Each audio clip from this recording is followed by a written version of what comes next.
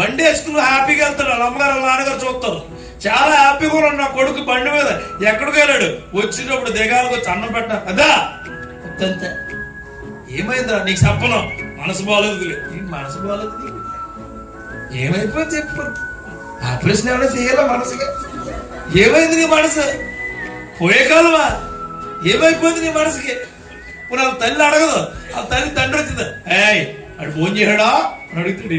మనసు బాగలేదంట. ఆయన ఫోన్లో పడుకొని ఆయన బొజ్జు పెట్టేస్తారేంటి? అలా చేయమాకండి మీ పిల్లలు. ఇక్కడ ఉన్న తల్లిదండ్రులు చెప్తున్నాడు, మనస్సు బాగాలేదు అని పిల్లలు అన్నారంటే ఆ మనసుకి ఏదో అయింది. ఆ మనసులో ఏ సంతోషమో ఉంది, కెలికేస్తున్నాడు. జాగ్రత్తగా మీరు దాన్ని ఏం చేయాలంటే స్క్రూ వేసి లాగేయండి. ఆ స్క్రూయే ప్రార్థన. దేవునికి స్తోత్రం.